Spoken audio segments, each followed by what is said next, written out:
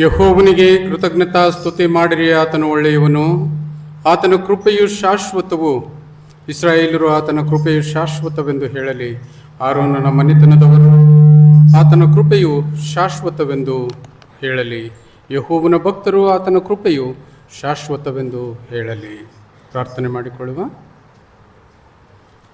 ಪರಿಶುದ್ಧನು ಪರಿಶುದ್ಧನು ಪರಿಶುದ್ಧನು, ದೂತಗಣಗಳ ಒಡೆಯನು, ನಮ್ಮೆಲ್ಲರ ಸಂರಕ್ಷಕನು ಆಗಿರ್ತಕ್ಕಂಥ ನಮ್ಮ ಸ್ವರ್ಗೀಯ ತಂದೆಯಾದ ಯೇಸುವೆ, ಈ ಮುಂಜಾನೆಯಲ್ಲಿ ಕರ್ತನೆ, ನಾವೆಲ್ಲರೂ ನಿನ್ನ ಅಧೀನದಲ್ಲಿ ಬಂದು ಕರ್ತನೆ ಸ್ವಲ್ಪ ಹೊತ್ತು ನಿನ್ನನ್ನು ಧ್ಯಾನಿಸುವಂಥ ಈ ಸುಸಮಯವನ್ನು ಕೊಟ್ಟಿದ್ದೆ ನಿನಗೆ ಸ್ತೋತ್ರ.